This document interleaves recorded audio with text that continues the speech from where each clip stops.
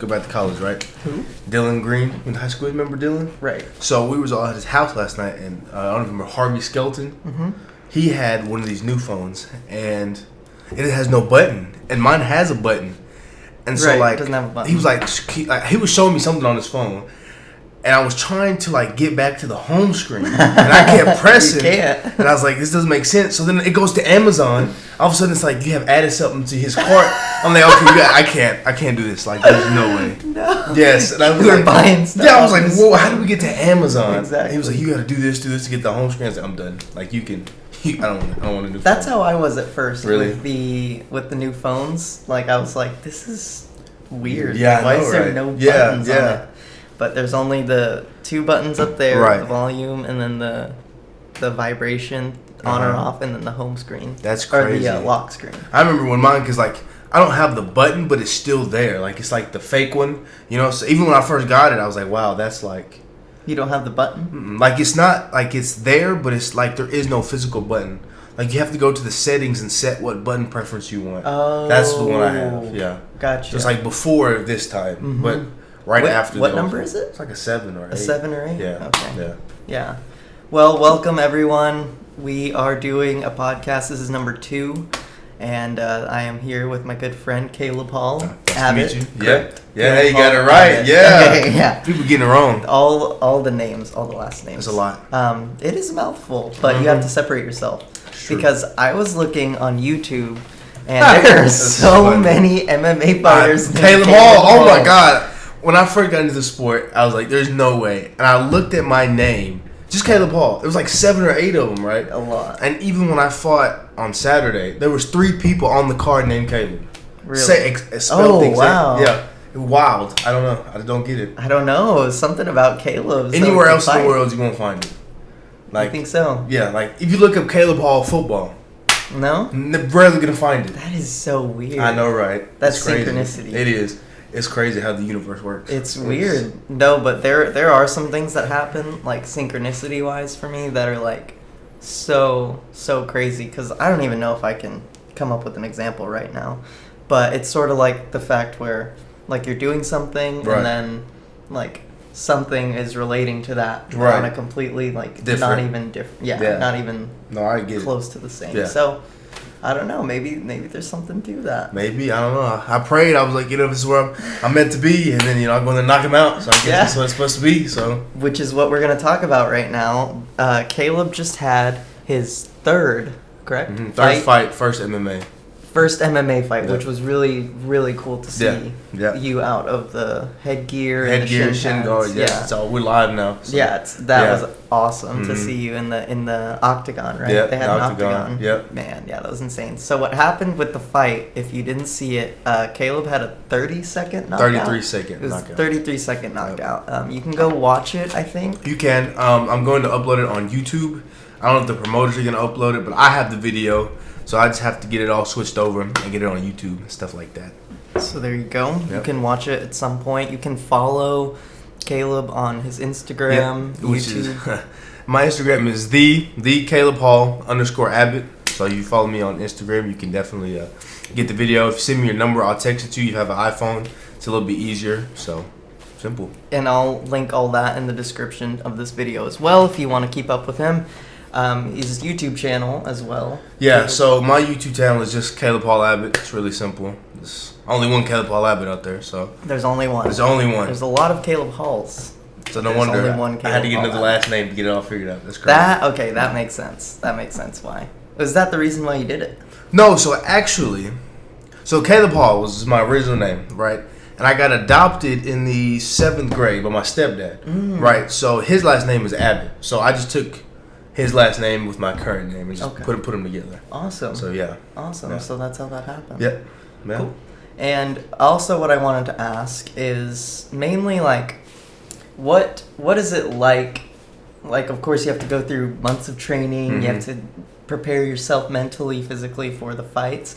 What is it like to be in the cage? So a lot of people that have never been in it, they always use this analogy, when the gates lock behind you, you're in it, And it's true, they do once you're in there, you're in there. There is no oh snap, I'm scared, I gotta get out, But for me, once I was in there, I was like at peace. You know, like I wasn't nervous when I walked in. You know, before the fight, you always get this anxiety. You know, like you just want to get it over with. You know, like you don't know what to expect. Anything can happen. You know, so you get real nervous. But once you walk in there, I didn't even realize they closed the gates. I really didn't. I had no idea. Like it just happens just like that. Like as soon as they're like, "Are you ready? You ready? Let's go!"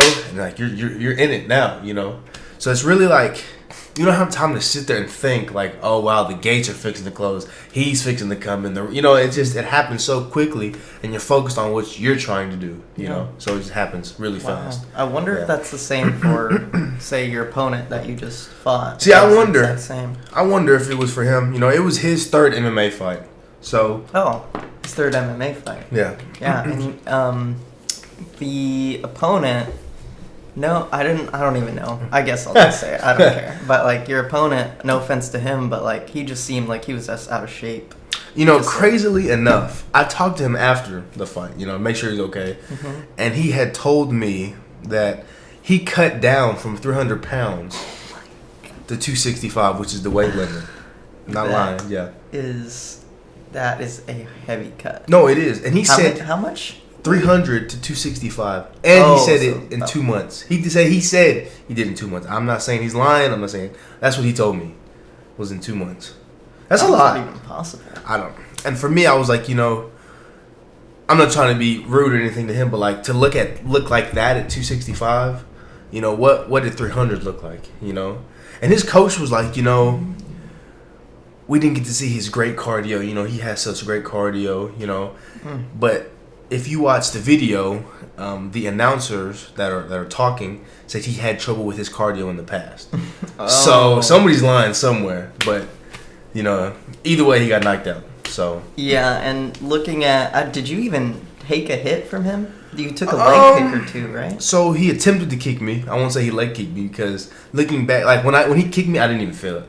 In my head, I was like, I know he didn't just try to kick me. Like I know he didn't try to kick me. Oh no! Because looking back at the film, like he threw his leg up in a kick motion, and his foot hit my leg, and I was like, okay, that's nothing. So then I came back with a kick and landed it, right? And then he got knocked out after that. So, I mean, he really didn't. In the beginning seconds, I threw a feint and threw a quick jab, and he tried to throw an overhand, which it might have just tapped my chin. I didn't really feel it, but that was about it. You know, I mean, he didn't land anything after that. From what I saw, it may have tapped your chin. I mean, that was. I didn't see any head move back or anything. Nope. Too intense. Yeah. But yeah, that was an insanely great performance on your part. Thank you. For sure. Thank you. And yeah, I think just with the bigger guys, like of course you have guys that are pros like Roy Nelson. Who else? DC. Kind of bigger. Yeah. Derek Lewis. I mean, Derek Lewis is bigger, man, but if he hits you with that, I know. With anything, I don't know. Left, right. Yeah, I feel like he's just has insane power. Yeah. It's something like that. Like you just have to have that power that those guys are born with. Yeah, like I mean that's like the heavyweight division, man. Anybody can get knocked out, you know, because at that level, everybody has power. You know what I mean? It just takes one punch. It's true. So because like a heavyweight like Travis Brown is like. He's like a technical guy. He's big and he's also lean. Yeah. So it's like he's very dangerous. But he's who knocked him out? A lot of people have knocked him out. Yeah, exactly. It's been like so you get. And there's a lot. I mean, like anybody can get knocked out by anybody in that division. You know, like there's not a lot of heavyweights, and so like because there's not a lot of heavyweights, a lot of people make it quicker than a lot of other divisions. But they all have power. You know, so you take one and you're done. You know, so. It's rare that you'll find a heavyweight that can just take hits from another heavyweight repeatedly. You know, it's very rare to find. Do you think that, like, the chin, like, degrades over time? Yeah, I do think, like, they say that it's a glass chin. Like, once you get knocked out, you have a glass chin. But, I mean, you can only take so many knockouts, you know. So I think gradually over time, you know, if you continually to get knocked out, then it's probably getting worse and worse for you. It's going to add up. Oh, yeah, definitely. Ouch. Because I know once you get a certain age, because there's a fighter that is on my team that I train with, and he's in the PFL, which is the Professional Fighters League, which is on ESPN. Oh. And he's like 36, 37, and because of his age, he has to get brain scanned before fights to make sure his brain's, you know. How old? 36, 37. Yeah. Oh.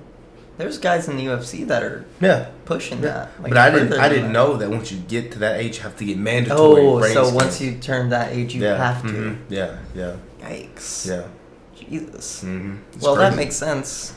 I mean, it should be like everyone should be getting brain scans because it's a rare sport where you just have to go in there and definitely you go in there beat someone up. Yeah, no, that's really what it is, you know. And also, what I wanted to ask you about and see your opinion on is like whenever I'm watching like fights, you know, professionally MMA fights, it's sort of the thing about like there's like a dance aspect to it, right? In a sense of like, you know, whenever you're looking at like Bellator or UFC type of fights, like there's like this professionalism that would never be seen in like a street fight. Yeah. So the thing about MMA that a lot of people construe or get misconcepted is people think we're all meatheads. Like we're just trying to go in there and kill somebody. You know, that's just what that's our high. You know, and in actuality, that's not true. So it's an art. It's mixed martial arts. You know, it's like painting. It's like music making. You know, it's an art. We go in there and when we train hard, but we're perfecting our craft. You know, so when we're in a fight, you do have your brawler type guys that will go in there and start swinging, trying to end it. But a lot of times it's an art. It's like a chess match, right? You know, it's about making little movements here and there. You know, because nobody wants to go in and get knocked out. You know, so it is like a dance. You know, you're watching your partner's movement. You're seeing what he does. You're trying to read the things he gives to you. So in that aspect, it is like a dance. You know, it's very calculated and very chess-like. That's just really what it is. And that's the only way that you can get like a good showmanship of the crafts, you know, coming together and seeing who perfected it better, you know, which is really awesome. But what do you think about the bare knuckle fighting league? I think, so I understand why a bunch of athletic commissions said no in the beginning because, I mean, like, I thought when I first heard it, I thought it was basically MMA with no gloves. You know, I thought it was too. I didn't know it was just like boxing. Yeah, I didn't. I mean, it is still dangerous on your hands, regardless. I mean, I don't know. I mean, like if you really think about it, like how Joe Rogan put it, like in MMA, yes, you have your hand wraps and your gloves, but like really, it's only 4 ounces of gloves. You know, so it's more of a mental thing that okay, I have gloves on, I'm gonna be okay, rather than it's physically okay. So I could get how it's okay to not wear gloves, but I think it's way more dangerous to not have gloves than to have gloves on. Because I mean, like, just imagine like doing like bare knuckle MMA. Like, just imagine, like people would break their hands so much it'd be ridiculous. Because people already break their hands now with wraps with the gloves. Yeah, they'll break their wrist. Oof. Yeah, so just imagine without all of that.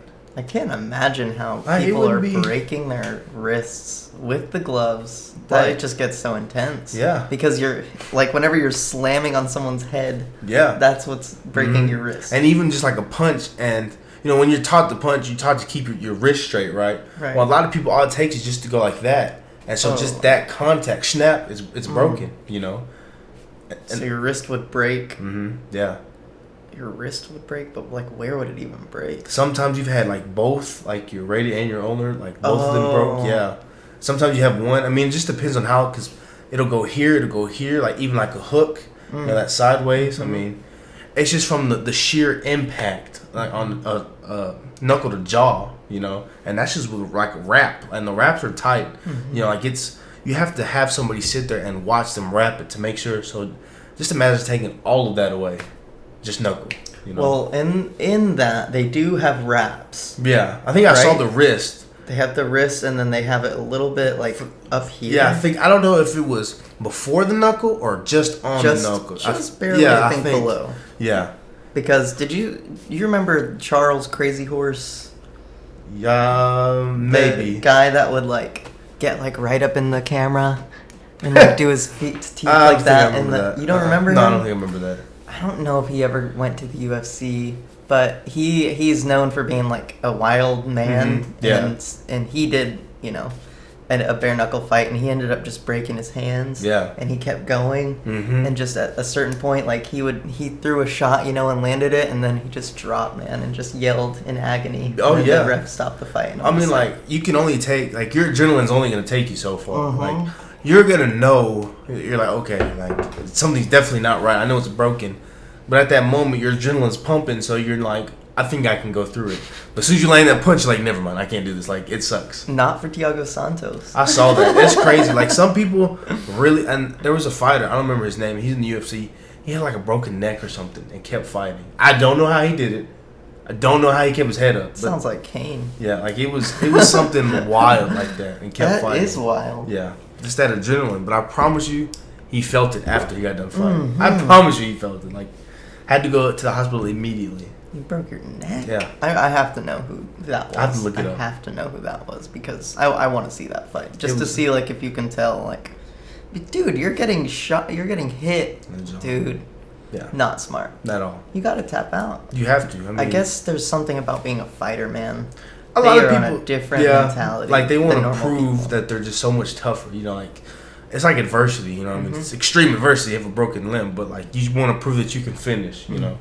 And I mean, I don't know. I mean, yes, there's two sides to every story. You know, like, I agree that you want to be tough, but let's look at what's going to happen when you're done fighting. You know, maybe not even after your career, but after this fight. You know, like, hospital. You have to get surgery. You know, like, you're only going to worsen the injury by continuing to fight. You know, like, who knows what he might have damaged even more so staying in there. That's what I'm saying. Especially for Thiago. Like, when is he even going to come back? Right, you know. And even if and when he does come back, like, how is that, you know, fighting on a whole torn up knee, right? You know, throwing kicks with a torn up knee. Yeah. How's that going to affect him in the future? Yeah. And I think, you know, I don't know. I think they're going to ask him to retire because he tore everything. Everything, you know. So I tore my ACL when I freshman year in college playing football, and I had to relearn how to walk. Yeah. Like, so just imagine tearing everything in your knee. You know, they're going to be like, there's no way the doctor's going to clear him to be like, yeah, I'm going to let you possibly do that again. There's no way. I just don't see it happening. Because no doctor's going to want to take that liability chance. Jeez. I agree with you. I agree with you on that. Which is so sad because he has so much heart. And he's such a good fighter. He really is a good fighter. And if you look at the John Jones fight, he really was putting John Jones in a position that he had never been in. Like, before you could clearly see the knee injury, he was winning the rounds against John Jones, you know. When did he injure the knee? Man, I want to say second round, I think, is when you could see it, and it just gradually worsened from there. And then he started trying to kick, and he couldn't even. You could see his knee give out. So I think after that point, you know, it was by the third, fourth, fifth round, it was very clear that he could not use it. But John's legs got eaten up. Oh man, his inside legs were swollen. Yeah. It's funny because they said Thiago walked out of the ring, but John Jones had to be carried out. That's crazy. I saw them carry him out. That is crazy. Like, how much leg kick damage, and even on John Jones' side, playing poker face and hiding, you know, those leg kicks, you know, because he could have very easily started limping and showing that it was affecting him, but he had that poker face that it was fine, you know. So and that's part of MMA is having a poker face, you know, not showing because. If an opponent sees that you're limping or they see that you're hurting, they're gonna go after you. You know. Wow. So it's best to act like nothing is like it doesn't affect you. Wow. You know? Yeah, that's true. That's why you see sometimes how. But what I see mostly whenever like someone gets a good shot is like especially with like a jab to the face or something, they'll like rub their nose. Yeah. Like do that. Yeah. And then keep going. Yeah, because they're like. Then you know like. Yeah, because it's like that. Yeah, because you're like okay. Because, like, sometimes, that hurts. Yeah, you're like, oh, snap. Shit. Yeah, it's my nose still on my face. Yeah, like, sometimes they'll smile because you're like, okay, like, that was a good one, you know. And you always hear the announcer guys, you always hear them say, like, oh, yeah, you hear Joe Rogan. Smiling. Joe Rogan, usually, oh! Every time he's commentating a fight, man, it just makes it that much more No, it does. Because, like, it doesn't matter relaxed. What happens. He'll just start yelling. Like, it'll be like the small, I got her. It's funny. It's pretty funny. He got her. Yeah. Was he doing the John Jones fight? Yeah, he was. I was in Ecuador at the time, so he was. I listened to it in Spanish. I couldn't. That was funny. I know. I was trying so hard to get the English commentary. Right, yeah. But just so I could listen to Joe commentate it. Man. But that was a really good fight. No, and that was a really good night for a fight. I don't know if you saw Chito Vera. No, I don't think I saw. No? He's a guy from Ecuador. And really? he won, with the rear naked choke. So that was... I probably saw him. I don't... No, I think he I was in the did. prelims. I think I saw him. Yeah, by rear naked choke. Yeah, I remember seeing. He was the one in the prelims, and then it was the main card right after that. Right. Yeah. So I think I remember that the last fight in the prelims. Also on that one, I think it was Cowboy Cerrone and Tony Ferguson. I think that night. I think it was on. I think they were the co-main event. No. Who I was would have the remembered that. No, was the no, week before, yeah, that was the one before. It was Amanda Nunes and Holly Holm. Holm. That's what it was. Ben Askren and Jorge Masvidal. That was funny. That's why you didn't remember, because that was really short. Yeah, no, because the Jorge one, it was just... That was brutal. It was crazy, right? That was the most brutal knockout I've ever seen in the UFC. Crazily enough, it didn't even hit him on the head. If you watch the film, he hit his neck, like right in his nerves. Like, it wasn't even his head. Because he had went down for a shot, and it just caught him right here, and it just was out. Getting hit so hard in your neck that it shuts everything down. Shuts it down. Oof. That's like a baseball bat, literally. Definitely. That's like a baseball bat. Because he got a running knee. He ran. Sprinted. With Ben Askren ducking down. Yeah. And putting that force into it as well. That is intense. Yeah. Like, seeing that live, because before, I had no idea who Jorge Masvidal was. Really? You didn't know who he was? I didn't know. Wow. Yeah, I'm telling you, I'm not like super balls deep. I'm balls deep. Right. I mean, I don't know if you know who Darren Till is. He is a guy also in that division. He's a welterweight. He's from England, and Jorge Masvidal knocked him out a little while before Ben Askren fight. So, and Darren Till was like the guy. Yeah, the guy. Yeah. I remember hearing. I mean, like, Jorge's had a lot of fights. Like, he's like 40-something fights in his career.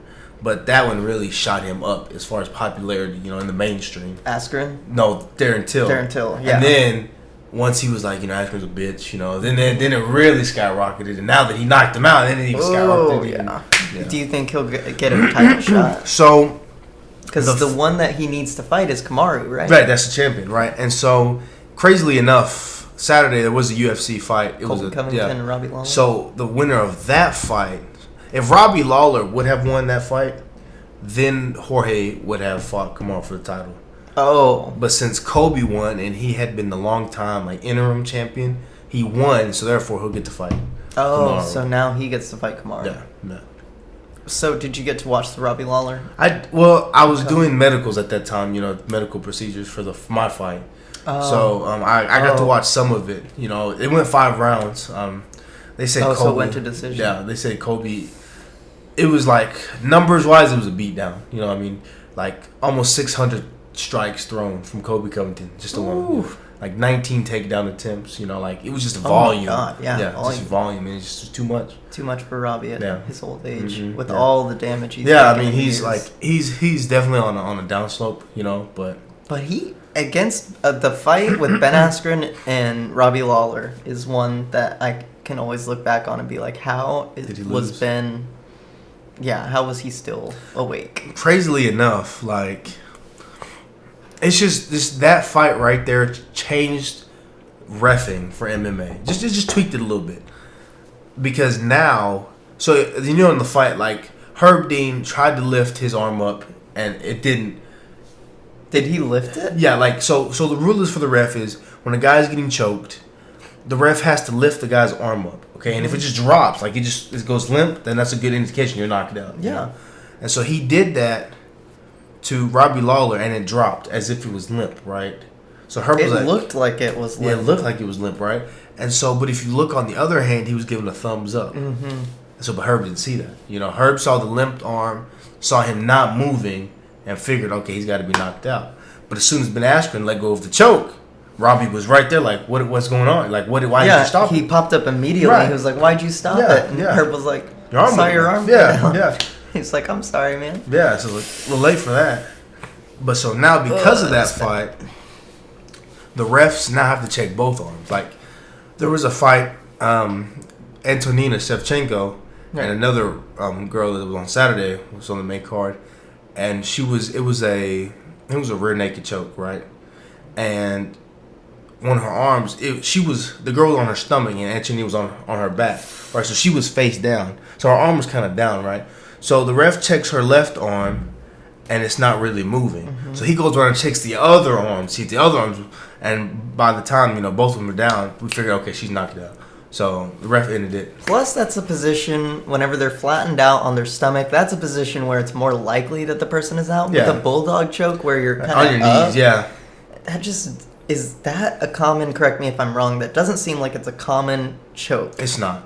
That's what It's not a also common is choke. proof where it's like, Robbie was probably all there. Yeah, well, it wasn't a common choke. You know, it's like our last resort because he kind of was in the last resort. You know, but it's also like the thing that gets me is like what people don't realize is, and once you're in that position, like, you have to please the ref while trying to get out of the submission. You know, so it's like you're juggling. You know, because I'm trying to get out of the submission, but I also got to please the ref by moving around. You know, so it's I can see how Robbie was like, okay, let me sit here and chill because I'm not really getting choked.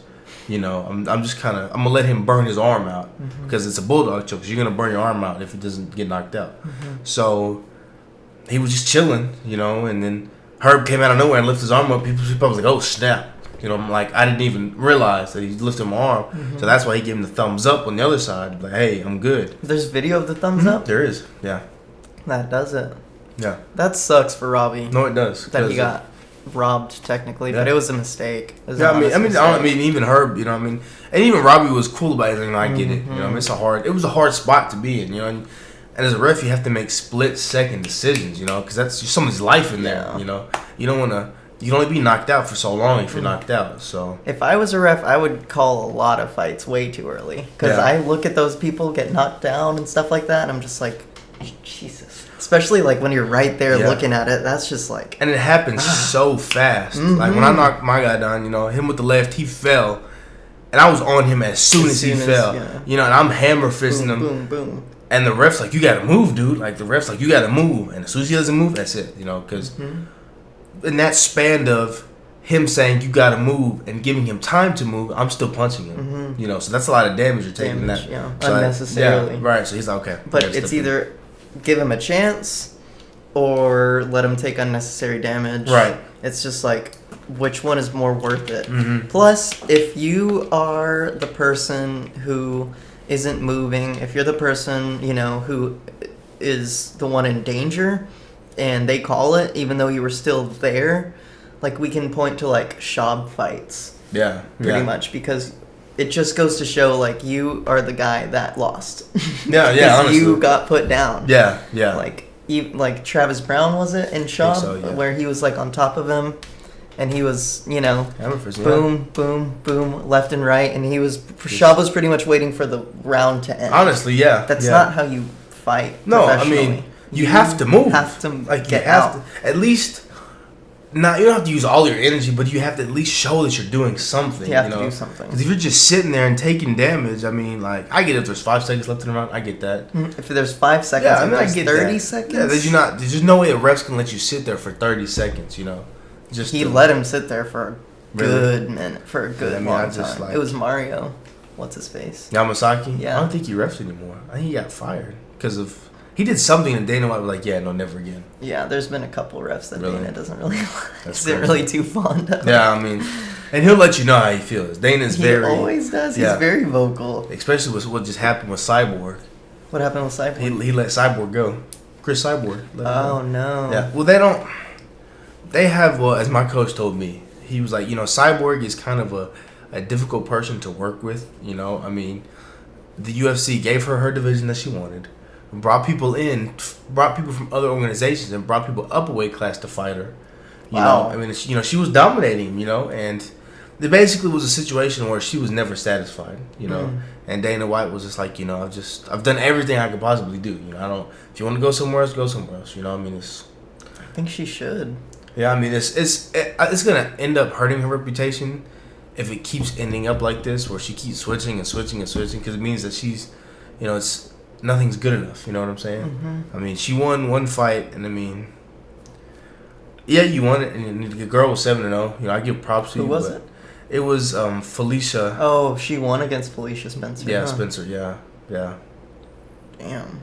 Well, then Chris was probably looking really good. What was the fight that she had before Felicia? Amanda Nunes. Oh, it was Nunes. Mm-hmm. Yeah, anyone who fights her is gonna get floored. Yeah, I don't even know who's next for Nunes because she's cleared pretty much everybody. She's cleared everybody. So I don't know what you. Anyone that does take it is just gonna get basically slept again. Just like she's such a smart fighter. No, man. she is. She is. What I think helps her, and sorry, ladies, but like, okay, think about it this way: a man versus a woman fighting. It's probably going to be the man. 9 times out of 10. If it's a professional MMA fighter, you know. Oh, it's 12 times out of 10. There's it's a different strength level. You know, like it's just. It's a different body. Right. It's just how it is. Yeah. It's so with that being said, it's like you also have the mentality that goes into fighting too, right? Yeah. Okay, so then get Amanda Nunes. She is built like a man. She has the mentality of a man too. Yeah. She's, has a girlfriend, and her just overall demeanor, she just looks like a bro. Yeah, she does. I mean, she acts like a bro. Yeah. Like whenever she's at the weigh-ins, she's, very professional, smiling. She'll shake your hand. Yeah. She's not too wild or like. Nope. She's not ever nervous. Yeah, she's like pretty much a man. Yeah, basically. I'd say in a woman's body. Basically. Yeah. And that's okay. That's fine. But like I think with that being said, that helps her. No, it does. As a fighter. No, yeah, because I mean, women fight a lot differently than guys do. They fight a lot differently. How so? Most women that are fighters, they're a lot more flexible than guys. So they can get in and out of positions that guys probably couldn't have because of how flexible they are. That's why whenever you watch them roll, there's like always a lot of like scrambling and then reversals. Yeah, they're really flexible. Really fun to watch. Yeah, women's jiu-jitsu. Yeah, I mean you're gonna have some women that have knockout power, Amanda Nunes, Cyborg, but a lot of times it's a chess match, it's volume, and they just fight different because like women, and I've always said this, and I will continue to say it because I firmly believe it. When guys fight, they will hug you up and love you afterwards, right? Mm-hmm. Even if there's like tension and it's a buildup and there's drama. Yeah. But let it be women, and they will continue to hate you after the fight's over. They'll be like, good job. And they will still hate you after the fight. And they just fight with so much like, I don't even know what it is. Emotion. Like, so much emotion, And even afterwards, it's like, I still hate you. I beat you up and I still hate you. Mm-hmm. And guys would it's just different, when you're a girl. Ronda Rousey comes to mind. Oh, exactly. Yeah. Like when she beat up Misha Tate. Yeah. And Misha Tate was like, good job. And I was like, get that out of my face. Exactly. She just takes it with her, yeah. Ugh, that's always kind of like an iffy position to be in because it's like that's part of it is being kind of an asshole, but also part of it is like you have to be. In my opinion, I know nothing. I'm not an MMA fighter. I don't know. You can tell me whatever you want, but like I don't know. For me, I feel like the way of an MMA fighter shouldn't just be like being an asshole anymore. I feel like it should be more like, I don't know, a little bit more professional than that. No, it should. I mean, I get it back in the 90s and stuff. It was a new sport, Also because coming off of Conor. Yeah. he changed up a lot. He did. He did. He was he was a cocky asshole that everybody liked. He said what he wanted to say, did what he wanted to do. Mm-hmm. And then when he lost, he was like, oh, okay. Like, he probably got put in his place. Same way with Ben Askren. Ben Askren was saying he was, in a sense, he was cocky, but he was like a dorky cocky. Like he was kind of dorky. You know what I'm saying? Like nobody really took him serious. Right. And he's over here roasting everybody. And he gets knocked out, and even he himself went on Twitter and was like, "Yeah, I probably deserve it." Yeah. It definitely put him in his place. He's really a nice guy. No, he is. You got to sell the fight. Yeah, I mean, Jorge wasn't really. I am like I'm like a medium level UFC fan. Right, the famous people, like super famous. Yeah, and I didn't know who Jorge was before Ben Askren fought him. Really? So, that's crazy. Jorge, you need Ben Askren because he put you on the map. And it is a dance, I forgot what fighter was talking about it, but it's a perfect dance between you and the other fighter building up the fight. Yeah. Because you want to create that build up because you're an entertainer. You want to sell the fights because it helps you money wise when you sell the fights. Yes. So you have to, kind of bark at each other, to get it up. Mm-hmm. So, but you don't want to cross, like Conor would just cross boundaries, and we saw what happened with Khabib, and Khabib was like, talking out. Like, yeah, at the end of that one, man, that was intense. That's crazy. That will probably go down in history. That fight. Crazily enough, it's not the first time somebody jumped out the ring. It's not. Really? Not the first time. Yeah. even Joe Rogan was like, it's not the first. It is crazy and it is unprofessional that it happened, but it's not the first time it's happened. God, who did it before? I don't know. It had to be a long time ago, like 08, 09. Like back in the... Yeah, like back in like this back day. In like that day, old look school, at that. when they didn't even have rules yet. Like, when the rule was like... No, dudes were wearing shoes. No, yeah, there was no weight divisions. Like, there was no gloves. Like, you wore whatever you wanted to. You just fight. If you want to fight, sign up. Yeah, basically. Get paid. Yeah.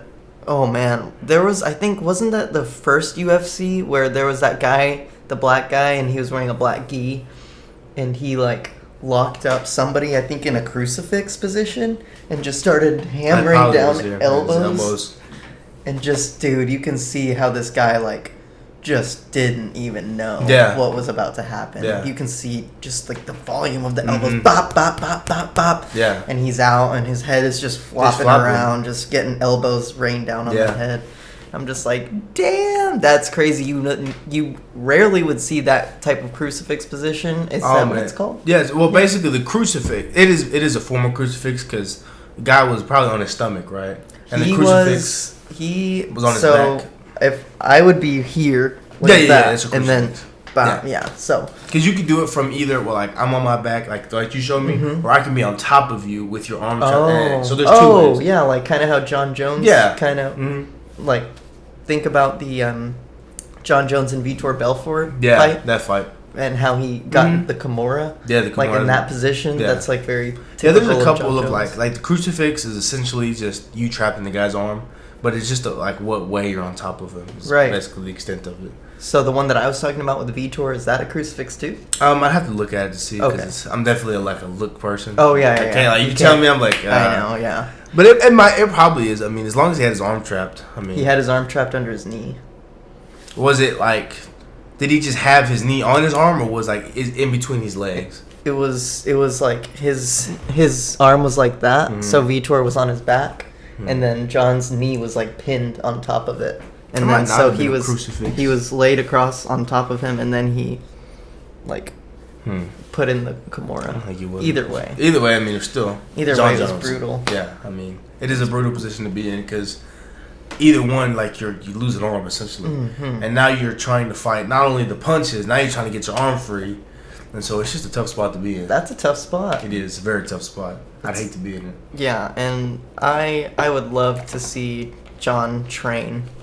That would be amazing. To see him train anything he does. Just because he's such a great fighter. No, he is. I was playing UFC the other day and just, like, playing with John, and I was beating everybody. It's like, it's true. Yeah, you know, I mean, he just has... reach. It's that reach, man. It's ridiculous. It is ridiculous. What is it, 84? 84 and a half? Yeah. That's crazy, bro. Insane. That's wild. I want a tape measure right now just to see, like, how long that is. It's long. It's 70-something, like 6 feet, you know, so he's at least 7 feet. Jeez. I have to say 7 feet in reach. And the legs, man. Those kicks. He can stay on the outside and, you know, come in and counter.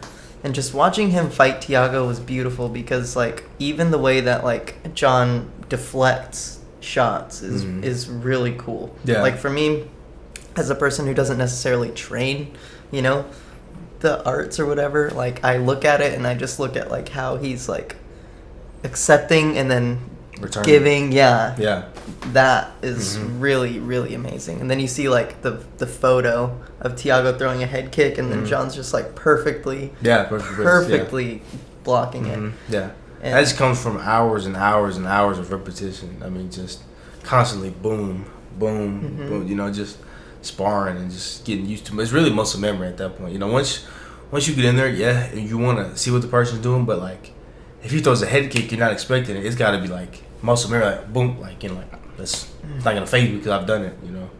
So it's just muscle memory at that point, you know. I mean, with kicks and stuff like that, like, the way I'm trained is, you know, like, somebody kicks you. So the way the scorecards work is, you know, like, the judges will go off, like, striking and stuff like that. So whoever gets the last say, so if we're in, like, a punching battle, right, and I punch you, you punch me, whoever gets the last punch typically wins that battle, in a sense, you know. Okay. So, like, if you kick me, I'm gonna immediately kick you back to win on this, you know, to win, to say, okay, if you're gonna keep doing this, I'm gonna keep going until you're gonna stop kicking me. Right. That way, I can win that battle. Oh. So in the judge's eyes, okay, look, like he's clearly outscoring the opponent because the guys quit kicking or punching him back. Mm-hmm. So we're always taught to, if I get kicked or something like that, I'm kicking right back. Right. Okay. Yeah. So that makes sense why I Yeah. see that in some of your videos, which you can find on YouTube. He has a YouTube channel. Yep. So the judges, they count each individual strike? They won't really. Somebody does count the strikes for stat purposes, but they'll just. That's not the judges. Visually, yeah, that's not the judges. Visually looking at it, and they're saying like, you either have to block or counter. You know what I mean? You can't just sit there. You can sit there and take punches. It's not gonna look good on you. But for a judge to see a guy getting kicked and kicking right back shows his like attentiveness. You know, like he's not going to be outstriked. You know, that he's very. I don't know what the word is, but like he's not gonna be outstriked. You know, he's going to fire back. You know, answering. Yeah, he's answering. I mean, immediately. You know. And he's gonna have the last laugh, you know, basically, you know. And so it's like, okay, like once you see that, you're like, okay, maybe that's just how he fights, you know. 'Cause some people do fight like that, you know. Some people will wait to get kicked or punched and then kick right back, and the guy's like, okay, I don't want to do that again. You know, I don't want to get in that, you know, that battle. I saw that with your second fight against the Wolf Boy. Yeah, Wolf Boy, literally. He was a wolf man. No, like no joke. He called himself. The werewolf. The werewolf from Werewolf's Den. Not even a real place. Not even a real place. It's not real. I thought that was like the gym name. No. He said he was from Werewolf's Den, Oklahoma. I looked it up. Not even a real place. It's not even real. And that was his first fight? That was his first kickboxing fight. He had done what is called strongman. Now, I'm thinking lifting weights like a strong. I'm like, come on, right? But it is a. This is gonna sound really funny. You have 60 seconds to knock a person out. That's what and then after it goes to it's like so like after that, and I guess it goes to judges. Yeah. I mean, but it becomes into like a night tournament. Like you have one night to continually, you know, try to do that and win. Yeah. So that's what seems brutal. Yeah. No, I mean, yeah, you have 60 seconds to knock somebody out. So of course you're gonna go in clubbing. You know, you only got 60 seconds. You know, like. You're going to go in and throw everything you had. And if you watch the fight he had with me, he tried to do the same thing. Tried to do weird punches. You know, I was like, I'm not he threw like a random, like, he jumped at you. Yes, I won't even call it a flying knee. No, he it just wasn't. Jumped at you. He threw like a flying lead leg. I don't even know. Like it wasn't really good technique. No, it wasn't whatsoever. He don't even have real coaches. I noticed that the way that they were speaking to him was like extremely terrible. Well, the only person like I would be more stressed out if my coach was talking to me like that. Well, it's funny because the person in his corner was actually his girlfriend. What? Yeah, I heard that girl. Yeah. So he didn't have a coach, you know. So she was just in there telling him whatever. I don't know what it is, you know. I mean, I don't know. Come on and hit him. Yeah, I mean, you got to keep going. Something simple. That's what I heard one fighter say. Like, it helps to have people, you know, kind of directing you. Yeah. But directing you, not just saying, you know. Let's go. Keep going.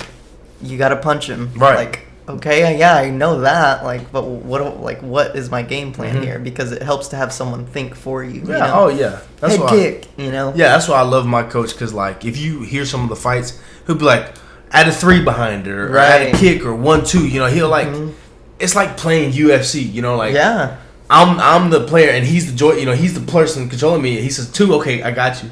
And even going to that MMA fight, we practiced for hours, you know, the feint with the jab, you know, and we saw as soon as I feinted, he you know, kind of studies, like, oh snap, and he ended up throwing a wild one, you know.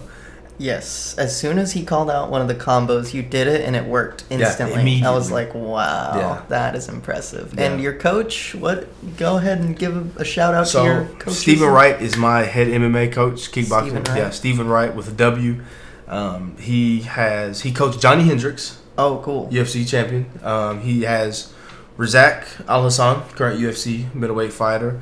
Kamaru Usman actually comes to our gym, and trains him. So he has a lot of fighters. That's amazing. Kamaru's a really big name right now. Yeah. So we have a lot of fighters that come through. Wow. You know, At what gym is that? So the gym is War Room, WAR space room, MMA kickboxing out of Fort Worth, Texas. So that's where I train at. War Room in Fort Worth. War Room in Fort and you're Worth. going to be going there in a couple hours. Yeah, right? I will. Yep, training tonight. You know, I got to get back on it because I wanted to take time off, but I mean, when you knock somebody out, you kind of got to go back. So your fight was just this Saturday. Yep, it was Saturday. Today is Monday. Yep. I'm already training again. Yep. That goes to show some heart right there. But you didn't take too much damage. I didn't really take any damage whatsoever. Yeah, it's not like you're like beat up. Yeah, no, at all. Yeah, that was a really, really good fight to watch because you didn't get hurt. So I was like, awesome. I was really so ecstatic when I saw the ring on Friday because I had to be there a day early for weighing and stuff. I was so ecstatic to see how big it was. Right. I was like, oh my God, I can move around. Yes. Because in kickboxing, it's a small square, and I'm like, oh dear Jesus, like you and Werewolf were bumping in. Yeah, I was like, I couldn't go nowhere at all. So like now, I feel like you can see me circling the guy and having plenty of room. I was like, oh my God, this is great. You know, and no pads or anything. I feel like with that stuff, you get slowed down. Yeah, I mean, like, it affects you. I don't wear headgear. Like, we don't wear headgear when we spar or anything like that. Oh, okay. So like, we'll spar at a good percentage. Like, I'm not going in there trying to kill you, but it's good work. But we don't wear headgear because when you wear headgear, it takes your vision. It's like so you're just like you're looking like this. And so when I was fighting the werewolf guy, you know, I'm like this with headgear on, and he's throwing these wide punches, and I'm having to like turn my head to see it, you know. But if I didn't have headgear, I could just look at my peripheral vision, and I'd be like, okay, cool. Yeah. That's why I don't wear headgear or get used to training in headgear. That's good. Oh, okay. Yeah. That makes sense why you don't then. Yeah. That makes a lot of sense. That's smart. And also what your coach does, Stephen Wright, correct? Yeah, Stephen also Wright. What he does, which is really good, is that every time you land something, he'll be like, hey! Yeah, see, and so that's what they do in Thailand with Muay Thai. Oh, okay. And the fighters and the coaches will yell because it like signifies that like you might not have even hit him, but it like gives the judges like, oh snap, he probably hit him, you know, even because they'll go, you hit him, hey. If you watch a Muay Thai fight, it happens all the time. They always say it because it's a sense of letting the judges hear, okay, he probably got him, you know. So that's where it comes from. Yeah. Also, I'm sure it gives you some sort of like mental. Yeah, it does. Like, okay, like I'm doing something in here. Like I'm doing good. So yeah. So you do Muay Thai. So we do everything. So tonight was Monday night, which will be kickboxing and Muay Thai. Tuesday night is jiu-jitsu. Wednesday night is wrestling. Thursday is MMA. We kind of put everything together, some situational stuff, and Friday we spar. Wow. Yeah. Wow, that's beautiful, man. Yeah. That must be so fun. It is. It is. Because, I mean, like, we have our jiu-jitsu coach. Shout out to my jiu-jitsu coach, Charlie Blanchard. He's one of the best jiu-jitsu coaches in the game. Black belt, he's just one of the hard. You're not going to win. If you roll against him, like, you're just not going to. He knows too much, and he's so strong. Like, it's crazy how good he is. Yeah. And I imagine whenever you drill and, like, you are in the positions so much that it's just, like, you have so much ammo. Yeah. There's so much, like, to go to. Yeah. I mean, like, with jiu-jitsu, and I thought it was just me when I first started, but watching other people who started to come in and train jiu-jitsu that have never done it before, when they roll and stuff, they try to move so fast. And they waste so much energy. And I was the same way. Like, if someone was on top of me, I'm like, okay, I clearly have to get out of this spot, Let me use everything I have to get out of the spot. But in reality, it's micro movements, I slowly build the house, and then I slowly get, it's not the end of the world, basically. Yeah. You get in a bad spot, and you can work yourself out of it instead of trying to just throw everything out the window, and now you're tired, now you're really stuck there. And that's one thing that I had to learn is, even when it looks like you're in a bad spot, you can slowly get out of it. Yeah. And what always helped me whenever I would practice is, like you can, like, move and, like, make them even think that you're doing something. Yeah. And then just at the very last moment, like, do something different. Yeah. And then, like, trick. It's like tricks. Right, yeah. It's chess. Yeah, it's chess. It's all chess. Chess. I mean, you want to get your opponent thinking you're going one way and then go somewhere completely different. Eddie Bravo, all the way. I really want to go to a 10th planet. Because I love watching that. And I'm not too much of a big fan of the gi. I mean, it's different. I mean, ours is... Coach Blanchard, he does do gi classes. Okay. But, I mean, normally on Tuesday night, it's no gi because MMA, it kind of MMA geared. Yeah. But it's also the jiu-jitsu is tweaked a little bit for MMA because in gi jiu-jitsu, there's a lot of moves where you can grab the gi, and kind of manipulate the gi. But in MMA, you don't have a gi, right. So it's kind of tweaked a little bit differently for gi jiu-jitsu, I would prefer that you train without it. Yeah, I mean, and even like in like the grappling matches that they have, like they have gi and no gi. You know, so if you're gi, you can do gi. If no gi, you know what I mean. In grappling matches. Yeah, grappling matches. Yeah. Yeah, I saw one. Metamoris. I saw Eddie Bravo against. What's his name, Caleb? You haven't seen that one? I haven't seen Oh man, you should watch it. It's beautiful. Really? Dude. Is he? Is the guy? Is it? He's like a Gracie. Henner, not Henner. Hoist. No. Hoist is the first one. Yeah, Hoist. After Hoist. I don't know. Henzo? Like it's Henzo, but it's I think R-E-N-Z. it is Henzo. Yeah, but it's R-E-N-Z-O Gracie. I think it is Henzo Gracie. I think so. Either way, Eddie gets him in this freaking gross looking knee lock where this dude's knee is literally like it's like facing away from him. Really? And he just keeps twisting it and twisting it, dude, and this guy will not tap. He just didn't want to tap. Yeah. It's not against Eddie toughness. Bravo. There you go with the toughness, you know? Yeah. You don't want to give up, you know? But at some point, you're like, well, either tap out and walk away with 2 legs or not don't. tap and have to go, you know, on one leg and have to get surgery. So. And for a Gracie, you don't tap. No, you don't. You're not tapping. Like, helped build. You essentially built Brazilian Jiu-Jitsu, you know? Essentially. You cannot just go out like that, you know? You can't just let it in just like that. So, and I get it, you know? And that just goes to show. I mean, Eddie Bravo.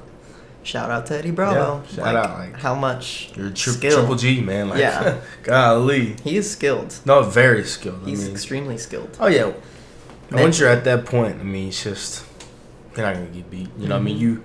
I wouldn't say you've never essentially learned everything. Right. But you're at a spot where you can learn at your own pace because you've dominated, you know? I mean, you're not playing catch up to somebody else. You know, you're at that top spot where I'm going to learn new things as I go just because I'm that good. You know? Right. So, yeah. And that's the thing. I really want to train again, dude. I've literally only done jiu-jitsu once. Really? Yeah, with someone who trained at a Gracie place, academy, I guess you could call it. Yeah. And that was so fun. By the end of it, my shirt was completely soaked. Yeah. I will easily lose 6-7 pounds of water weight. Just training. One. Yeah, sitting. just one. Yeah. Because then we have cardio after that. Like, so we'll have kickboxing at 6, jiu-jitsu at, you know, like, all the classes are from 6 to 7. From 7 to 8 is cardio. So you think you're tired after the regular class, then you got to step up into cardio. Yeah, what do you do for cardio? So Mondays is... it sucks up there. So Mondays is bag work. Well, Mondays, like, sometimes we'll just drill. And, like, it'll be, like, you throw a couple strikes and I'll block them. And I'll, like, kind of back and forth, right? That back and forth. Anything you want? Or? Yeah, anything you want. Yeah. So we'll do that for an hour. What different types of drills like that, you know, like, or you'll come up to me and you'll give me either an X on your chest, which lets me know, like, I'm going to either punch you and knee you to the chest, or, like, you go, like, here and I'll knee you to the body, or I'll put you in a tie clinch and a pummel and, you know, get you there. So, like, we do different drills like that on Mondays just to continue with the kickboxing and Muay Thai aspect of it. Tuesdays, she does jiu-jitsu. So for the cardio class, we'll put all the punching bags up and we'll start. It's we call it the hit call, right? So basically, he'll say, all right, 1. So that means you can throw 1 punch on the bag, right? Jab, Superman punch, straight hook, whatever it is, just 1 punch, right? But it's only boxing for the first round, right? Oh. So we're gonna go all the way up to 10, okay? And then we're gonna come all the way back down to 1, and that's 1 set essentially, right? And then we'll come back and do kickboxing the same way. Go all the way up to 10, come all the way back down. That's our cardio on Tuesdays. Wow, that sounds like fun. Yeah. Wednesday is like a station. So put the bags up. 1 bag will be boxing, 1 bag kicks, 1 bag elbows, knees. You know, we'll do essentially like stations where you go around. Thursdays, I don't really go on Thursdays because I do strength and conditioning. And then Fridays we spar. So we don't have any cardio because I just essentially cardio, sparring. How long do you spar? Do you do rounds? We'll probably do 12, 15 rounds of sparring. 3-minute rounds? Yeah, probably 3-minute rounds. So just like MMA, just basically, drilling? Yeah. Okay. Yeah. Getting different looks from different people. Do you do any, I forget what they call it, but I was watching a boxing video where they would have this guy training for a fight, and they would do a round with one guy, and then another round with a different guy, and then another round with a different guy. Yeah, like we never start once I spar with you, I will not spar with you for the rest of the night. I will have somebody different for every round. So that way I see every look there is that I can see, you know. Every fresh body for a fresh round. Yeah. That's a really good way to do it. No, it is. Because that way not only, you know, are you getting your cardio there by fresh body, but you're seeing things. Because if I continue to fight you for 5-6 rounds, I'm going to have you figured out. You know, it's nothing new that you're going to throw at me that I haven't seen. Because you're tired, I'm tired.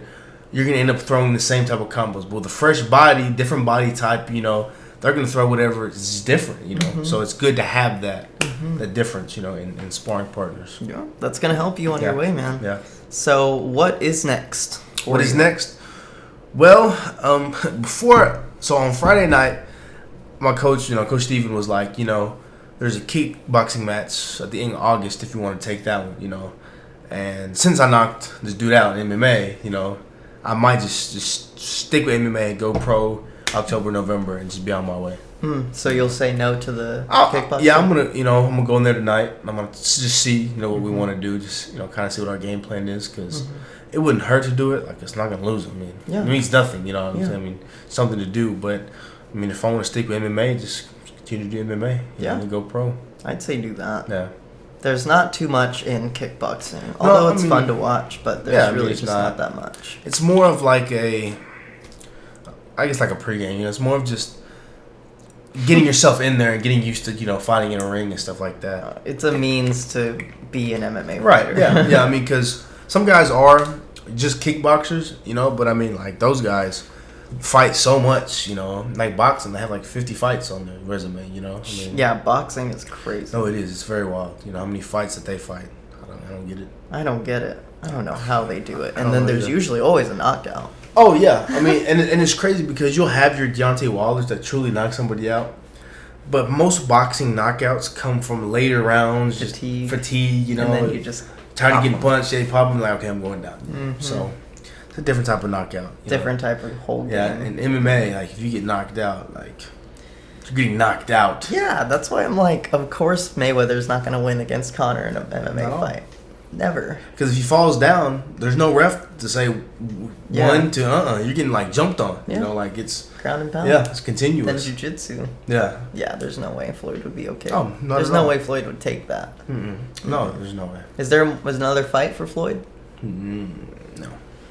That's it. He's done. There's nobody. No celebrity fights. No. Oh God, no. Oh please. Justin Bieber versus. Oh God, Justin Bieber versus. My God. Who would you get? Tom Cruise or Bieber? Because Bieber is a fresh body. He's a young boy, and he's been training with Mayweather. His boxing. Tom Cruise, Scientologist, does his own stunts. You can't beat that. He probably trains some martial arts. He got to. If you've done your own stunts, I mean, and it's an MMA. It's not boxing. It's MMA. Yeah, Justin wants MMA. Jeez. So if I'd fight Justin Bieber. I would too. I'd fight Justin Bieber. You can't fight him. He would never take that. I'd love to do it. He might not be all there, but he's definitely all there to say no. Oh, definitely. I'm not fighting you. I'd be like, yeah, no, I'm good. Could you imagine, though, fighting like a great right now yourself? Me? You, like, making it to, say, the UFC, like, and then you get to fight. Who? I mean, Junior Dos Santos. I mean, I mean, like, it would just be, like, one of those, like, it is a surreal moment, you know, because you're like, wow, like, I'm finally in here, but, like, he's gonna come punch me in the face. You know, I gotta do what I gotta do. You know, I can't just be wowed by the fact of, you know, his resume and who he is. You know, I have to believe in what I do and go in there and win. You know, so that'd be my definite game plan. Especially because they're older, they're getting older. You know, I won't say they're old, but you're getting at that point. You know, if you're 40, that's old. In the MMA world, where you're getting fights with people that are on the come up. You know, like Junior Dos Santos, he fought. You know, Ngannou. Yeah, I mean, he had already had a title shot before, but he needed a fight to get back up there. Right. And then before that, he fought a Samoan, Tuivasa, something like that. You know, another fighter that's like on the come up. So he's been getting a lot of come up fighters. You know, so he's kind of at that point in his career where he's getting, you know, he's not getting the big fights. You know, so and that's kind of how you know for some fighters when, like Clay Guida, you know, like he fought Jim Miller and up. You know, he's just kind of like, if you beat this guy, then you know you're on your way. You know, but he's kind of in that position. So, wow. Yeah. Wow. That's amazing. And it just makes me think of Anderson Silva and Stylebender. That was an awesome fight. It was. Because they're very similar. Very similar. But Very similar. If Anderson Silva was in his prime, Stylebender would have lost. You know, but it's just over. like, that's what I don't get. Like, when people are like, oh, I beat Anderson Silva, but you didn't beat prime. And, you know, you beat broken leg. You know, he's still Anderson Silva, but he's not prime Anderson Silva, you know. So I feel like you really don't you can't use that. You're like, oh, I beat him, you know. Anderson, that's one of the ones where he's kind of a conundrum because you got a guy who I don't know what order it happened, but he got knocked out showboating and he threw a kick and broke his leg. Yes, back to back. So Chris Weidman. Yeah. Both times. First time it was the showboating. Both Chris Weidman fights? Both Chris Weidman fights. So man. First time he fought Chris Weidman for the title fight, you know, got the showboating, got clipped on the jaw, lost that one. Okay, came back for the rematch. Threw a leg kick. Chris Weidman checked it, broke his leg, broke his shin. And he didn't even know that happened. He was like, "Why did you stop it?" And then he looked and he was like, "Yeah." Chris Weidman was like, "Oh snap, yeah." He did not expect that. That's insane though. But Stylebender, man, what's next for him? He's got to fight. See the next one. He has to fight the champion. Oh my god, I just lost my train of thought. I'm literally like, I see his face right here. Oh my god, what is his name? He is also an Australian. He's a champion. Wow, I just can't believe I lost it. It'll come to me in a minute. I have no idea. Anyway, he has to fight him in October, somewhere around that time frame. So fight for the title. Right now, we have an amazing one coming up though. It's funny. Nate Diaz, Anthony Pettis. Who's your pick? Who's my pick? Yeah, who's your pick? That's a tough one. That is a tough one. Honestly, I'm so torn. Anything could happen. We know that. But since we're just shooting the shit, I guess I'll just say Diaz. Diaz, huh? I mean, he hadn't fought. He hasn't fought in a while. I don't know, though. I got to go with Pettis. Just because you're going with Diaz. I got to be different. You know? No, dude, but I can see why. Because honestly, like, before I even said Diaz, because I'm such a big fan of Diaz, I just kept seeing Pettis' face and just how he just can take a shot. Take a shot. Take it. Keep going. But they both can. So that's going to be a brawl. Yeah, it is going to be a brawl. And Nate's had a lot of time off. He's had a lot of time to prepare, and he's not going to go in there and be a bitch. No, he's not. Definitely not. That's not. It's gonna be a good fight. The way. No, it's not the Diaz way. So I'm really fucking excited for that one. Yeah, no, I agree. And then you have DC versus Miocic. Stipe, yeah. I'm going with Miocic. I gotta go Stipe. Yeah. I'm not a DC fan, you know. I'm just not a DC fan. Champ? You think the champ's gonna go down? Champ. I'm not hearing it anymore. He's not even the champ anymore. He's not. What happened with that? This is his. So as soon as John Jones.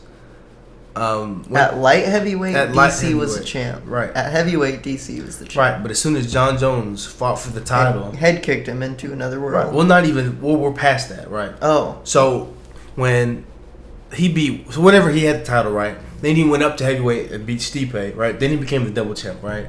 But as soon as John Jones came back and fought, I guess was Gustafsson was the first time. The first fight he came back was a title fight, right? And as soon as that fight started, DC lost his belt. Oh. Because he couldn't defend it. Right. Why couldn't he defend it? I guess it's good. Because I think he had to prepare for the heavyweight fight versus Derek Lewis. Oh. So he couldn't defend it, so therefore he lost it. What happened with the Derek Lewis fight? He beat Derek Lewis in the second round. Derek Lewis just didn't have the ground game to keep up with DC. Yeah, with the wrestling. He didn't have it. You know? DC's a bear. Yeah. That's the thing about Derek is that I think he's just like a wild card. He's kind of just like he is. If he lands it, he lands it. Yeah, like there was one real fight I was watching where he had lost 2 prior rounds and was losing the 3rd round. Caught the guy on the chin one time, knocked him out. Done. The one just So he's just a wild card. He's just like you just never know. You just never know. You never know with the heavyweights, man. Especially Francis. I see a lot of potential for Francis because he does have a really good technique. It's not just power. No, he has really good technique. You know, he has a great stand-up. Watching him box, man, I'm just like, damn. Yeah. You look like a robot. The way he throws his punches are so perfect. Like whenever he cracked that, whatever he did against Overeem. Overeem. Yeah, the uppercut. Yeah. It was the uppercut, wasn't it? Cracked him. Yeah. Woo. He stiffened him up. Yeah. That was nasty. Yeah. Those knockouts from Francis are like ridiculous. Like whenever he floored Kane too, and Kane just fell. Yeah, I don't know. on I his mean, knees. his But past 2 knockouts, I say, were odd. They were odd. Kane hurt his knee while, you know what I mean? And even Dos Santos had turned around, you know, so his back he was... did turn around. So, I mean, yes, knockouts, but weird. Like, it was just weird situations. Do you think it's just because of his power that they feel it and they're like, oh my God? Yeah, I think... and they panic. I think with JDS, the issue was he didn't fight his fight. He wanted to go in there and trade punches with, like, you saw him, you know, Dos Santos throw one, and then Francis throw one, and Dos Santos, okay, now I got to match that with power. And he ended up getting caught playing that game. You know, you can't play that game if it's not your game. Definitely not the right person to play it with, you know.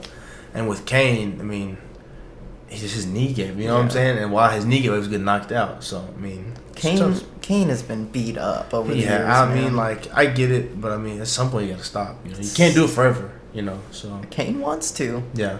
If he could choose to do it forever, Oh, definitely. he would. Yeah, definitely. Definitely. I'm sure he has to be convinced at this point, like, dude, you gotta not do it anymore. Yeah, you can still train, just don't compete. You know what I'm saying? You can even get paid to train. Yeah, you can. be like Cain Velasquez coming in to train with Yeah, us. you can do today. seminars. Yeah, I mean, there's a lot of ways to make money. Yeah. It's not definitely not a short change. And you have, he's a big name. You know, definitely people know who you are. You know, so he definitely has the opportunity to go and do other things. Yes, sir. So like Luke Rockhold, I don't know if you know who that is. Yeah. He got knocked out at the same card. Yeah, he's doing modeling. He's a model. Yeah. You have to fight. You know, I know that, I don't know how much money they make, but you have enough of your name, you know, to go and do modeling. Like, come on. Sure, you make good money. You're swimming, modeling. yeah. I mean, come on. Damn, dude. But who was that against? Rockhold. Who did he It was fight? against Jan Blankovic. Yes, that dude is scary. That dude is huge. Yeah. And then there was that, I think, Swiss guy that fought Gilbert Melendez. Oh, yeah. Saw that one. And that one was pretty sad to watch. Yeah. Because it's something about the older guys that were like, they're like, wow, so good in the heyday, you know? Yeah. Way back in the day. Mm-hmm. That's why it's tough for me to watch Anderson yeah. Silva. Like, you're like, it's not the same Anderson. You know? Yeah, it was really sad. But it was like bittersweet because, like, I mean, Anderson was crying. At the weigh-ins. Yeah. It's like, yeah. He knows. His last you know, one. Yeah. He knew. He knew. That's ultimately what it was. He was Yeah. like, because even just the way that Stylebender, like, oh my God, he stood there by him. I was like, wow, dude, it looks the same. It looks like a mirror image. So such a mirror image. Yeah. And that almost makes me emotional too because it's like he's been through so much shit. But now we're into the new generation now, man. Yeah, we're switching it up. We're switching it up. Robert Whittaker is who he's fighting. Robert Whittaker, the champion. Who's fighting? Adesanya, Israel. Oh, he is. Mm-hmm, Oh, you remembered. Yep, I remember. Fine, I've heard that. Yeah, I was like sitting here and I was like, I'm gonna figure it out eventually. It came to you. Yeah. So yeah, okay, Robert Whittaker. I've heard stuff about him. He's a good fighter. I mean, he's a solid all-around fighter. Okay. Had 2 fights with Yoel Romero, who is a freak of nature. You know what I mean? And he was taking punches from him, you know. Yeah. And beat him both times, you know, so. Like I said, there's only so much of that you can take before it's going to add up. And he's fighting on the card with Diaz. And Yoel Romero's fighting Paulo Costa. Yeah. And then there's going to be a female fight that night? I think there is. I just don't know. There always is. Right? Yeah, I think there is. I'm not sure who it is. Yeah, I don't remember. I only remember DC's fighting. DC's losing, so remember that one. He's calling him out. I'm calling it. He's calling it right now. DC's that's really good because if you're right, then you have this to look back then I have to be like, I knew it. I was right. He's fixing to retire anyways, so he said he's fixing to retire, and I believe it. I think he should. I think he should commentate. He has nothing to prove, you know. I mean, you've done everything you could possibly do. I mean, the fight for him was Jones, and he couldn't make that happen. And I get it that you don't want that to be your legacy, that you couldn't beat John Jones, but it is what it is. It is what it is. At this point, we love you as a commentator, right? And I think he should just get in there, and because he makes it so much fun, he makes it really fun, and he knows his shit. Yeah, he knows what he's talking about. That's what I want to listen to. I want to listen to people who know their shit. Right. Like, you know, there's the play-by-play, and then the color guy, Yeah, you know? yeah. The color guy sort of annoys me at some point. No, for real. Because he's just talking about random stuff, you know? Like just random stuff completely making me lose my track, which I get why you have to have it. I just wish I could, like, have an option. Like, right, just turn it off. I want two pro fighters talking about it. Yeah. No, I get it. But just the thing about some of the color guys, too, is they'll, like, try to, like, analyze what's happening, and then they'll just be like, I'll just be like, dude, I don't really think you know. Yeah, he's like, oh, look at the position he's in. Yeah, glad you saw that one. Like, and then what's even worse is whenever they'll be like, I don't think he can take much more of this, and then like he just comes back and knocks him out instantly. Yeah. It's like, oh well, you were wrong. And they get quiet, like oh snap. Put their headset up, like, did you see? I know you saw that.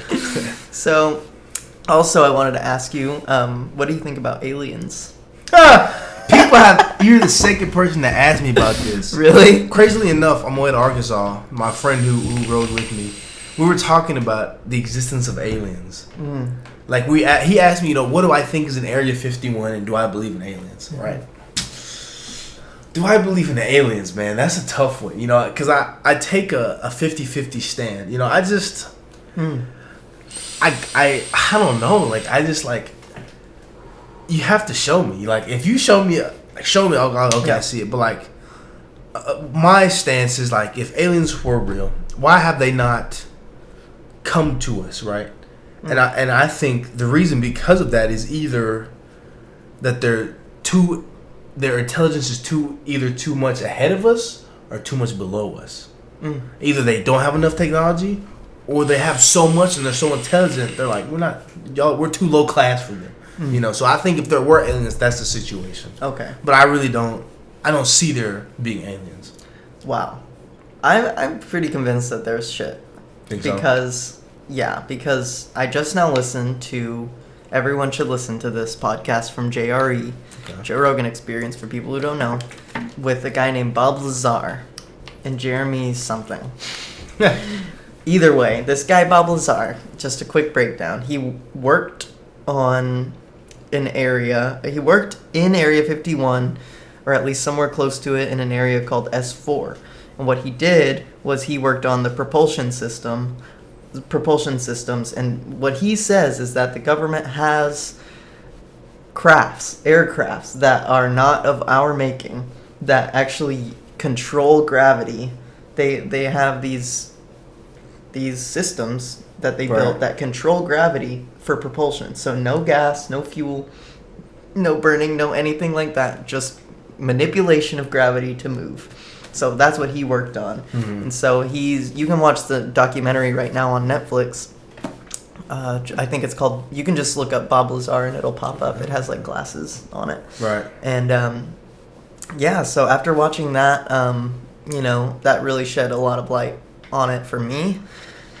And ultimately, I mean, if the universe is as big as they say it is, then like it would be more of a likely. It'd make more sense if there's more life. What I mean? it would be more likely that there's. But some people don't even believe that we landed on the moon. Right. Some people think that's fake. Right. Which is understandable. Well, I mean, their evidence is, it's not outlandish. It makes sense. Like there was a guy on Twitter that created a whole thread of why he thought that we've been living in a black hole since 2012. And he gives every explanation for his theory. Now, black hole. Yeah, like he thinks that we've traveled into a black hole and that everything's moved. He showed like the Statue of Liberty's moved, and like it's really like once you read it, like it's kind of like it could make sense, but then another guy comes in and rebuttals it, and it's like okay, now it's all trash. Like but like. It just goes to show that, like, when people just put stuff together, you automatically kind of think, oh, it could be true, you know? I think that's what gets a lot of people, They're like... That's true. They see it and like, oh, maybe it did. It kind of, like, opens the door, so... But what do you think is in Area 51? What do you think is in there? Besides what you had just said. Yeah, I guess just judging by what of people have said is in there, spacecrafts that are of an intelligence higher than us. There's probably elements, materials that aren't native of this planet. Yeah. There's most likely. I mean, the guy said he saw cadavers. Maybe there's that too. I think there's documents about contact. I think that there's definitely. I think they have spacecrafts. I mean, a lot of people have seen spacecrafts, things that aren't planes. People have seen things that are not planes in the sky. Right. You know what a plane looks like when it flies. There's definitely lights. You know what that looks like. And whenever people tell me, like, I saw the 3 lights moving in a triangular form, like, whenever people tell me that, I don't like to think that they're lying about that. Because what is the point? Yeah, like they don't want to seem like they're crazy. I mean, there's no satisfaction of just making it up. You know? Right. There's nothing to gain from that other than just, like, they want people to know, like, this is what I saw. Right. And I'm sticking to that. So, I think that there's spacecrafts. At least that. Okay. At least that, man. Okay. And I don't see why not. I don't see why it could be, like, it's totally impossible, because there's just, if the universe, again, is as big as they say it is, then I feel like that should be a plausible, explanation that there would be something there. Right. So, but either way, if it is or isn't, the whole point is to just try to do what you love most. I just hope people don't try to storm Area 51. I hope not. I hope not, because if they do, well. like, that's, like, got to be one of the stupidest decisions in history. Which is also why I'm, like, pretty positive that they are keeping stuff in there, because if you go there, they're gonna stop you. Yeah, they will. Like, they're not gonna hold. There is no, like, turn around. They will kill you on site. Like, it's on site. So there has to be, like, I think personally that. So we're gonna go back to World War II. What the Germans tried to do with their prisoners in Auschwitz and stuff like that, the stuff that they were trying to research, they were trying to do, like, and you see it with movies, like, like, we're trying to find, like, eternal, like, you've seen it all the time. I think they were really searching for something out of this world. Maybe not aliens, but, like trying to live forever, trying to do something outlandish, They were, like, taking body samples of twins, and, like, they were doing some really wild stuff. And I think they didn't successfully burn everything when they were on their way out. So I think the Americans, we found some of that stuff, and we have it locked up in Area 51. I think that's some of the stuff in Area 51. Well, it's a fact that they took people who were scientists that worked in Auschwitz and stuff like that. They got those people and hired them to work in NASA and stuff. And that's what NASA is like a Nazi. It was formed by them, or so to speak. I don't really know. I hear things and I regurgitate. Right. As most of us do. But from what I understand, that is actually a documented fact. Really?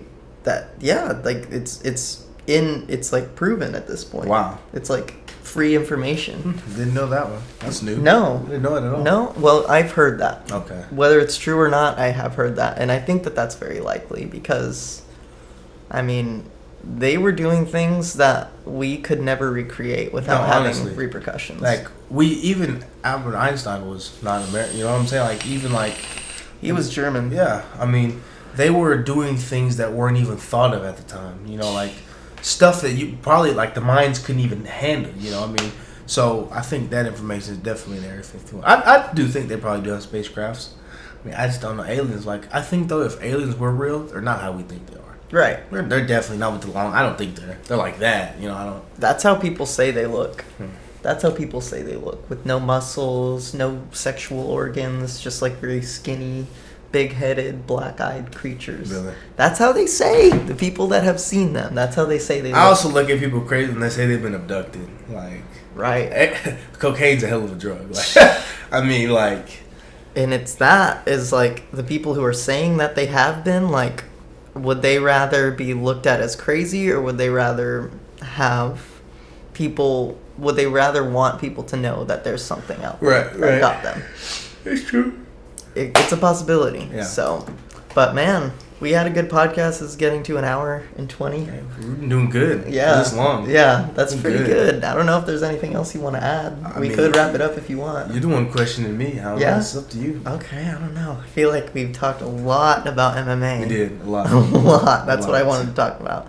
Because, man, I I don't find, because my friend group, like, you know, Troy, Austin, and all them, my friends, if you're watching, hello. I saw Troy the other day. Really? Buffalo Wild Wings. Yeah. I'm going to be there on August 17th. Really? You watching the fight.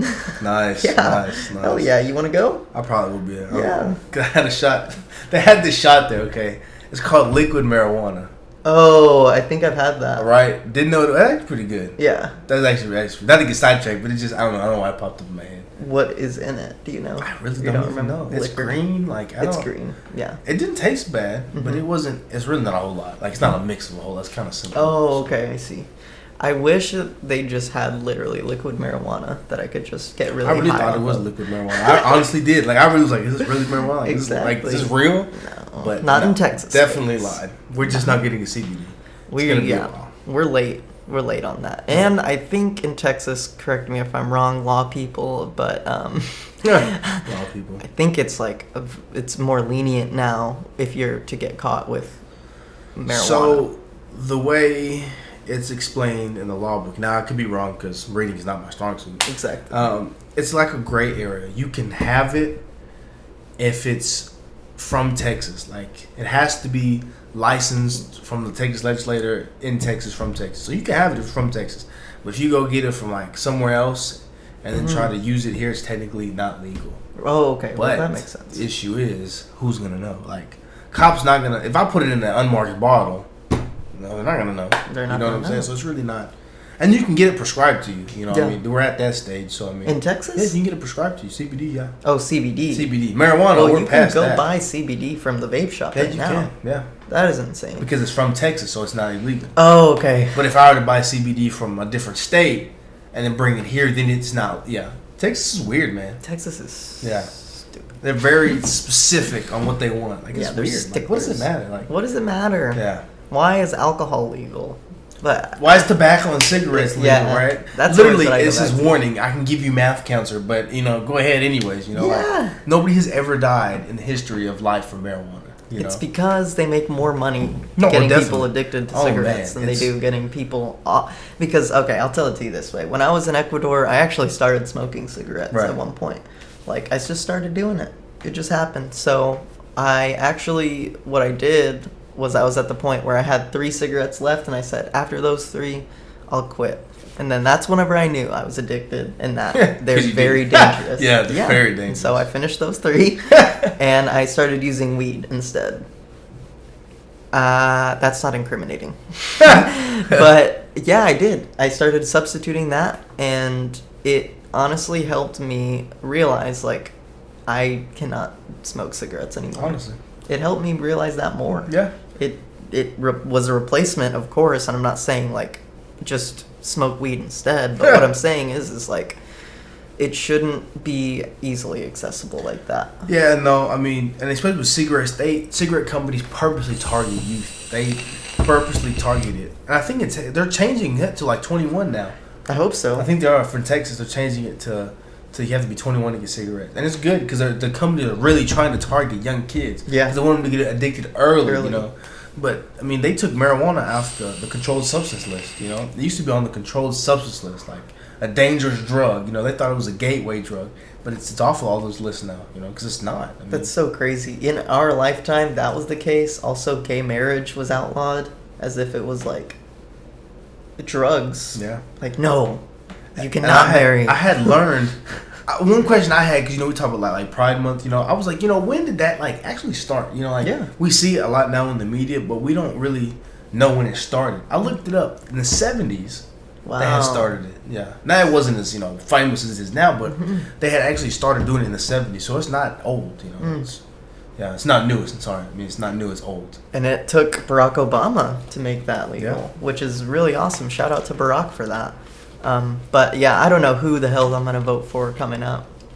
I'm so I don't get at a into loss. politics. I'm not Yeah. a politician. I don't know. Everybody, here's my thing. Like, I think honestly, like, for an ideal, successful country, both sides have to work together. Both parties have to work together for a common goal. But we're at the point where you either have to be on one side or the other side, and you're getting shot at if you're on, so I'm just like, we're not working together, we're working apart, Yeah. I mean, and both sides have their wrong. So I mean, it's just Yeah. there's no winning. And what sucks is that there's no libertarian. There's no libertarians that are sticking out and that are really sticking. It's only Democrat and Republican. Only. There's never any middle ground guy that gets like to the point where it's like, oh, he's an actual real candidate, you know? Yeah. And that sucks. Like, that needs to change. We need to have someone who is like a candidate that's taken seriously, that is in the middle. Right. No, I agree. I mean, maybe. I don't know. Who knows? I mean, who knows? Because even the guys in the middle be talking some crazy stuff. You know, like I mean, like I don't know any fans of like Bernie Sanders. You know, but like he targeted the youth with free college. Yeah. But what he does, what the young youth doesn't realize is who pays for all that. The taxpayers. Yeah. So me, you, parents, taxes would go out the roof. We would get taxed so much more money, for people that would go to college and get degrees that they probably would never use. You know what I'm saying? So it's just like, it's become more of how can I get you to vote for me rather than me doing the right thing. Me preaching what I want to do the right way. You know, it's more about just me getting votes. Yeah. Also with Bernie, he wants to do the weed legalization across the board, and that's another way to reel people in to vote. Yeah, I mean, who's going to say no? Young people are going to say yes. People are going to say no. It's just targeting your audience, basically, Yeah. So that's what it's come to. I think Trump is going to win again. Think so? I don't know. He just has so much of a hold at this point, man. At this point, he has so much of a fame and, like, a cult following for him that it's like, for me, I feel like he already has it in the bag. I don't really want him to, but I don't know. I have to do my research. And there's also this guy, Andrew Yang, that, have you heard of him? I haven't watched any type of anything about politics. Like I really want to vote this coming election, so I'm trying to educate myself to see who I want to vote for. And this guy's running on a universal basic income. Okay. So what he wants to do is give everyone $1,000 every month, and no questions asked. You just get $1,000. You get $1,000. You get $1,000. So, and you can use that for whatever you want. That's your money. So I can't make more than $1,000. You can. You can make as much money as you want working, doing your fights, doing anything you want, doing YouTube, but you have $1,000 every month. So basically, even without having a job, I get $1,000. Yeah. So basically, I don't have to work a day in my life and still get $1,000. For some people, that's probably that's what they're gonna do. Yeah, they're like, I don't have to work. I feel like that's what I would do. That's a lot of people gonna do. Like $1,000, I can squeeze anything out of that. Squeeze that. Yeah, I mean that's easy. But what his idea is that it would be used for art, to use it for art, to spend on things, food, groceries. Right. It would basically just be good for the economy to have constant money flowing in. No, it would. I mean, but we just gotta get out of debt. Like, it's scary. Every country's in debt. You know what I'm saying? So how do you eradicate debt when everybody's in debt? You know, I guess the idea in a perfect world would be that everyone would spend their money and that taxes would end up getting covered because everyone's spending money, and so they get it back at a certain extent. Yeah. But I don't know how long.